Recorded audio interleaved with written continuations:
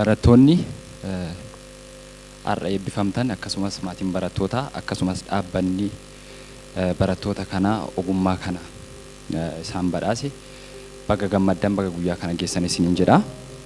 Itti aansee namootani hedduu kabajuu hedduu jaaladhu namoota baay'eetu fuuldura kana jira namoota hedduu kabajuu Oromoo biraayis saba kana biraayis akkasuma biyya kana irraallee wanta guddaa hojjetan namoota gurguddootu as jira. Naaf kalchaan jedhaan isaaniini dursee itti aansee walaloo muraasan qaba.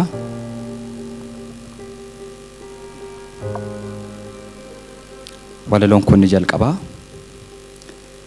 Goonni yoo aarsaa ta'e akka biyyaaf du'etti leellisu garuu ammam akka biyyaaf ajjeese himuuf ni callisu. Safuun namaa akka lama. Galatoomaa. Walaloo kun taanu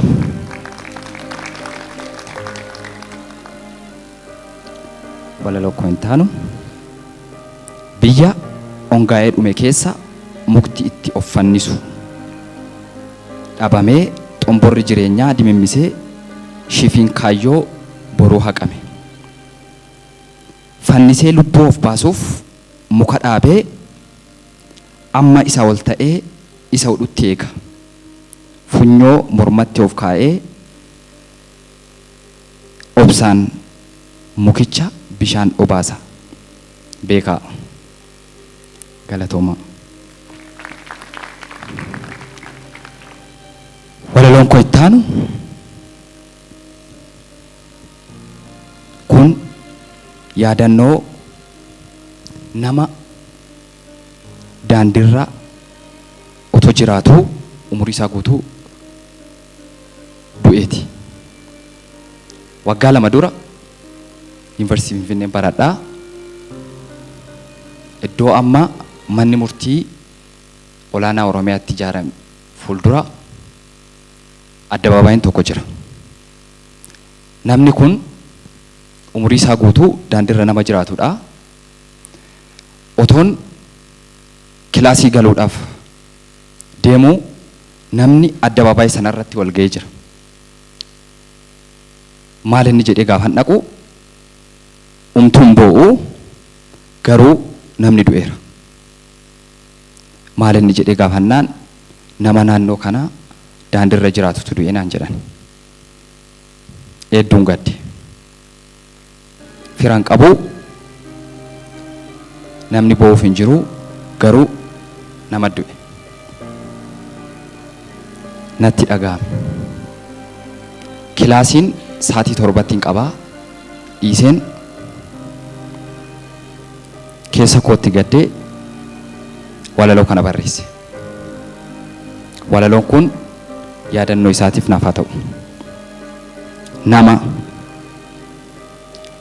uumama bilisummaa jaalatu garuu naatoo gabroomuuf dhalatu utuu hin beekin lafa dhufee jibba isheetiif hirmii tufe isa jireenyatti karra cufe.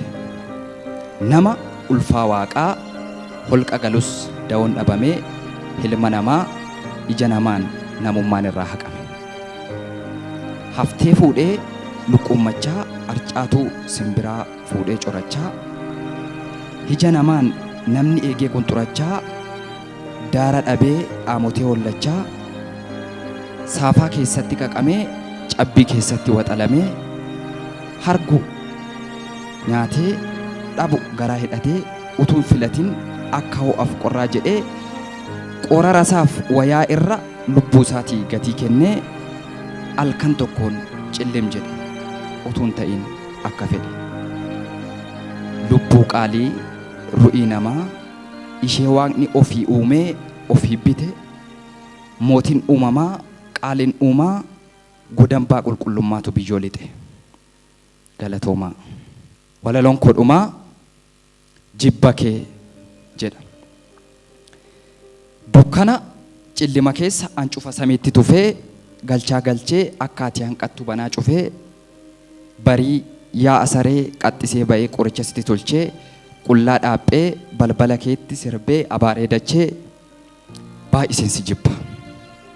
Akka waan salaabii, akka waan seexanaa, akka raba lagaa, akka humna reenfanaa baay'iseen si jibba. Hakkaadha buddeenii, akka gabrummaa baachuu, akka waan jarreenii baay'iseen si jibba. Akka dhukkubaatti, akka nama nyaataa, akka bineensaatti baay'iseen si jibba. Akka hojii dirqamaa, akka lola maraatuu, akka kophee dhiphaa, akka dubbii raatuu, akka barii ka'uu baay'iseen si jibba. Mar'imaan kootu sun turee ol sirbaa. Akka garaa kaasaa, akka waan maraachuu baay'iseen si jibba. Akka liqaa namaa, akka summii nyaachuu, akka qorra gannaa, akka aduu saafaa baay'uman si jibba. Akka utaalcha dallaa, akka hojii naafaa miira kootti hin toltu. Akka nyaata tafkii, akka gatachiisu, akka huba garbii baay'uman si jibba. Akka kajeeltutti, akka waan kadhachuu, akka hilma doqnaatti, akka waan baqachuu baay'uman si jibba. Akka waraanatti, akka abbaa irree, akka mana duwwaa, akkumtuu hin jirree baay'uman si jibba. Akka bofa iddaa, akka waan ajjeesaa, akka foolii kophee, akka waan joonjessaa, akka hiriira taaksii dhaabbitti goganii baay'uman si jibba. Akka du'a firaa, akka jii ta'anii baay'uman si jibba.